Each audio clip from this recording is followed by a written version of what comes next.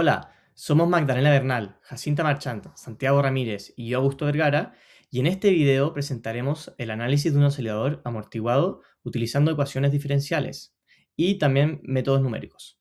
Explicaremos el método físico, la interpretación de sus parámetros y compararemos distintos métodos de la resolución para estudiar el comportamiento del sistema. Muchos sistemas físicos e ingenieriles presentan movimientos oscilatorios, es decir, movimientos que se repiten alrededor de una posición de equilibrio. Algunos ejemplos son las suspensiones de los automóviles, amortiguadores, puentes que vibran o sistemas mecánicos formados por masas y resortes. En un escenario ideal, estos sistemas podrían seguir oscilando indefinitivamente. Sin embargo, en la realidad esto no ocurre, porque existen pérdidas de energía. Esta pérdida puede deberse a fricción, resistencia del aire, o también puede ser por distintos mecanismos disipativos presentes en el entorno. Como consecuencia de esto, las oscilaciones van disminuyendo gradualmente hasta que el sistema termine estabilizándose. Este fenómeno se conoce como amortiguamiento. El objetivo del modelo es describir matemáticamente cómo cambia el movimiento de este sistema a lo largo del tiempo y cómo la masa evoluciona hasta alcanzar nuevamente el equilibrio. Deducción del modelo. Para representar este fenómeno, se considera un sistema compuesto por una masa unida a un resorte y sometida a un mecanismo de amortiguamiento. La idea principal del modelo es analizar todas las fuerzas que están actuando sobre la masa. Por un lado, existe una fuerza generada por el resorte. Esta fuerza intenta devolver siempre la masa a su posición de equilibrio. Mientras que más se aleja la masa, más intensa será esta fuerza restauradora. Por otro lado, aparece una fuerza de amortiguamiento. Esta fuerza representa efectos físicos como la fricción o la resistencia del medio. Su función es oponerse al movimiento, haciendo que el sistema pierda energía poco a poco. Al combinar ambas fuerzas y analizar cómo afectan el movimiento de la masa, se obtiene una ecuación diferencial que describe completamente el comportamiento del sistema. Interpretación de los coeficientes. Dentro del modelo de oscilador amortiguado aparecen distintos parámetros y cada uno representa una característica física real del sistema. Comprender qué significa cada coeficiente es importante porque determinan cómo se comportará el movimiento. Bueno, en primer lugar tenemos la masa. Este es el primer parámetro que vamos a analizar. La masa representa qué tan difícil es modificar el movimiento del objeto, es decir, qué tanta resistencia tiene a acelerar o desacelerar. Esto se relaciona con el concepto de la inercia. Por ejemplo, si pensamos en un automóvil, no es lo mismo mover un automóvil de menor tamaño que también mover un camión muy pesado. El camión necesita más fuerza para acelerar, frenar o cambiar su movimiento. En el oscilador ocurre algo muy parecido. Cuando la masa es más pequeña, el sistema suele reaccionar más rápido frente a las fuerzas de resorte y del amortiguamiento, por lo que el movimiento cambia más fácilmente. En cambio, cuando la masa es más grande, el sistema responde de manera más lenta porque posee mayor inercia. La masa se resiste más a cambiar su estado de movimiento. Por esto, masas grandes generalmente producen oscilaciones más lentas. El segundo parámetro corresponde al coeficiente de amortiguamiento. Este parámetro representa la pérdida de energía del sistema producto de fuerzas de fricción o resistencia. Dependiendo de este contexto físico, esta resistencia puede representar distintas cosas, como roce entre piezas mecánicas, resistencias del aire, viscosidad de un fluido, o también puede ser disipación interna del material. Bueno, la idea principal es que esta fuerza actúa oponiéndose al movimiento, lo que hace que el sistema vaya perdiendo energía con el tiempo. Si el amortiguamiento es pequeño, el sistema pierde poca energía en cada oscilación, por lo que puede seguir vibrando durante bastante tiempo antes de detenerse. Por ejemplo, tenemos un columpio al que apenas lo frena el aire, por lo cual esto genera que pueda seguir oscilando por varios ciclos más. En cambio, si el amortiguamiento es muy grande, la energía se disipa rápidamente y el movimiento desaparece en menos tiempo. Por ejemplo, si intentamos mover un objeto dentro de un líquido muy espeso, como por ejemplo puede ser también la miel, el movimiento se frena casi inmediatamente. Incluso si el amortiguamiento es extremadamente alto, el sistema puede llegar a no oscilar prácticamente nada y simplemente regresar lentamente al equilibrio. Por lo tanto, este parámetro controla qué tan rápido el sistema pierde movilidad. El tercer parámetro de la ecuación es la rigidez del resorte. Este coeficiente indica qué tan fuerte es la tendencia del sistema para volver a la posición de equilibrio. Podemos imaginar dos tipos de resorte, uno blando y fácil de deformar y uno muy duro y rígido. Ahora, si tiramos de un resorte muy rígido y lo soltamos, este ejercerá una fuerza restauradora más intensa sobre el sistema para volver a su posición de equilibrio. En cambio, un resorte más blando volverá de manera más lenta y más suave. En términos de movimiento, un resorte más rígido tiende a producir oscilaciones más rápidas, mientras que uno menos rígido eh, produce movimientos más lentos. Además, mientras mayor sea la rigidez, más fuerte será la fuerza que empuja el sistema de vuelta a la posición de equilibrio cuando la masa se aleja. Es decir, lo interesante que hemos visto de estos tres parámetros es que actúan de manera conjunta, no actúan por separado. Por ejemplo, una masa grande con poco amortiguamiento puede generar oscilaciones más lentas pero prolongadas. Una masa pequeña con un resorte rígido puede oscilar muy rápido, mientras que un amortiguamiento muy alto puede que prácticamente desaparezcan las oscilaciones. En otras palabras, el comportamiento del oscilador depende del equilibrio entre la inercia de la masa, la fuerza del resorte, la fuerza restauradora del resorte y la pérdida de energía causada por el amortiguamiento. Esto justamente permite estudiar el modelo matemático. Para el estudio de este modelo matemático, otra cosa que hay que tener en cuenta son las condiciones iniciales.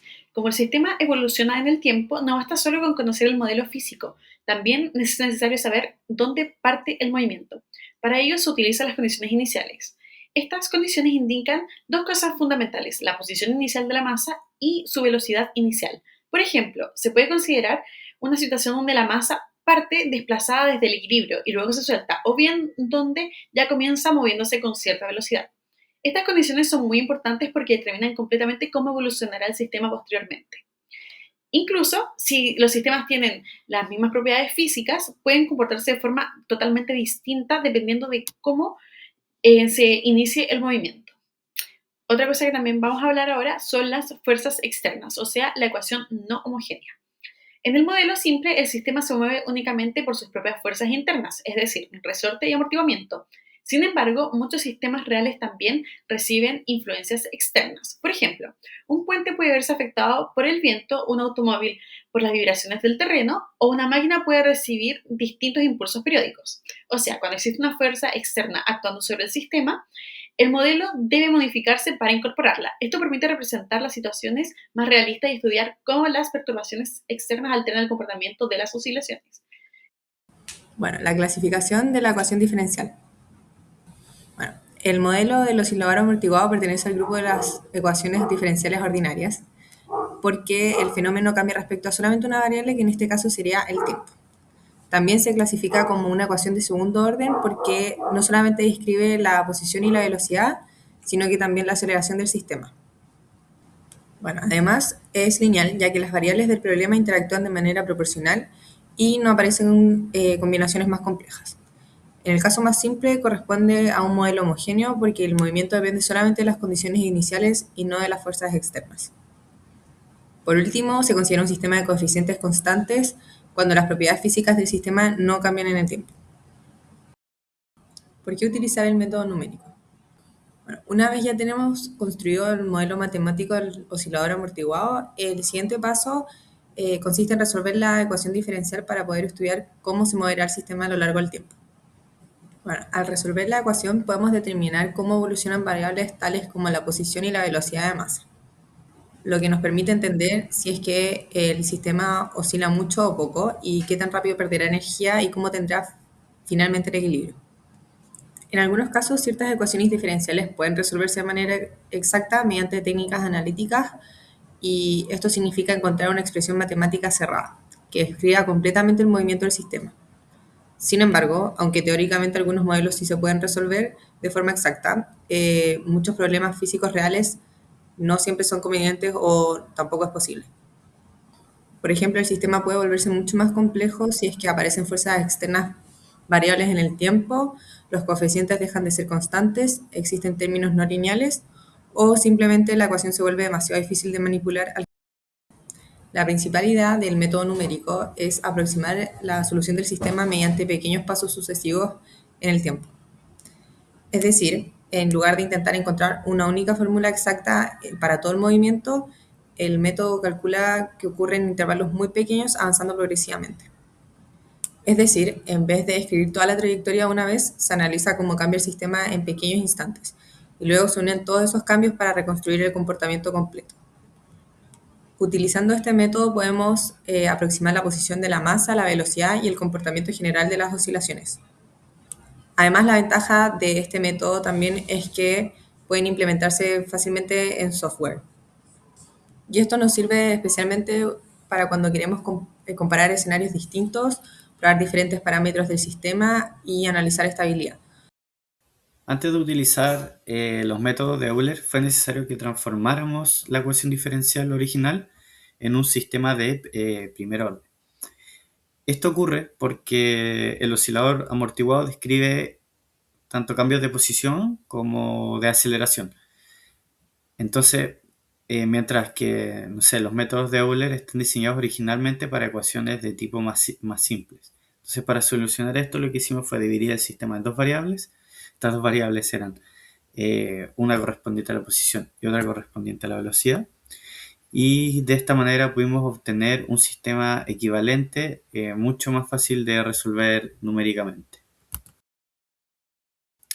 El método de Euler explícito utiliza únicamente la información que es conocida del instante para estimar el siguiente valor del sistema.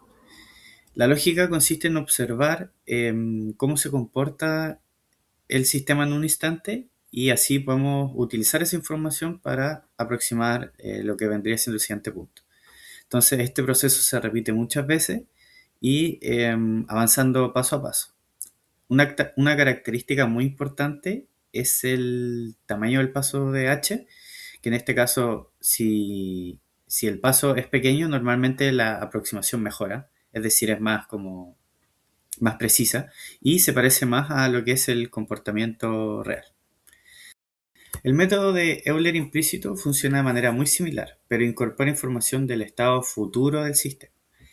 Esto hace que el procedimiento sea más complejo, ya que en cada iteración que hacemos tenemos que resolver algún cálculo adicional. Bueno, pero sin embargo esta complejidad trae una ventaja muy importante, y esto es que el método suele ser considerablemente más estable. De hecho, incluso si utilizamos tamaños de paso relativamente grandes, Euler implícito generalmente mantiene un comportamiento más cercano al esperado físicamente. En esta parte realizamos algunas iteraciones manuales que las ocupamos utilizando el Euler explícito con un paso de h de 0,1. Bueno, en esta ocasión calculamos tanto la posición como la velocidad del sistema en distintos instantes y luego comparamos estos resultados en Python. Bueno, también podemos observar que ambas aproximaciones coinciden correctamente, salvo como pequeñas diferencias en el redondeo del decimal, pero lo que valía tanto como la implementación computacional y como el procedimiento que realizamos manualmente. Y bueno, entonces, aquí tenemos tanto la aplicación manual como la implementación que hicimos en Python.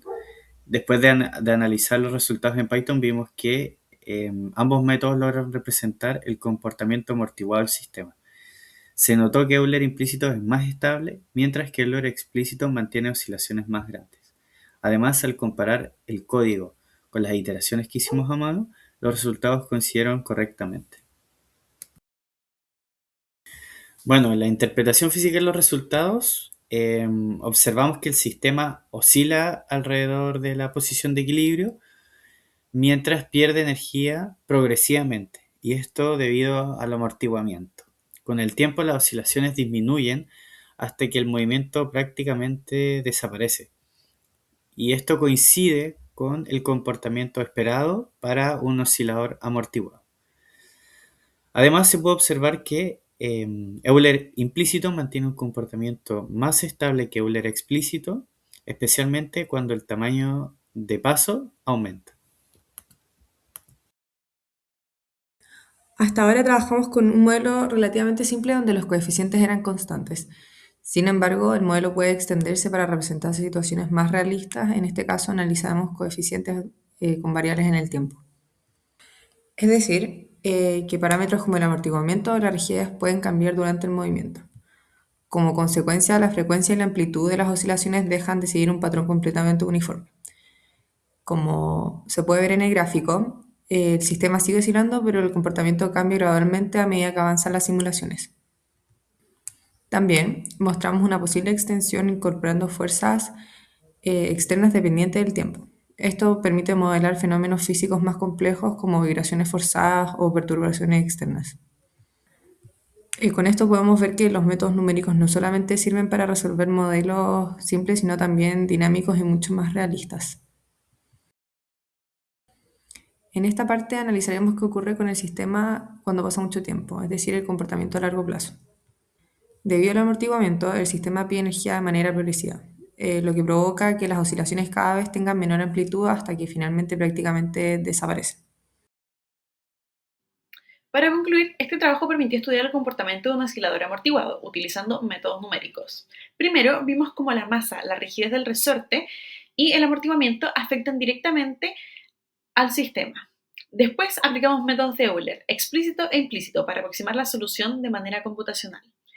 La comparación mostró que Euler explícito es más simple de implementar, mientras que Euler implícito ofrece una mayor estabilidad numérica, especialmente cuando el paso temporal es más grande.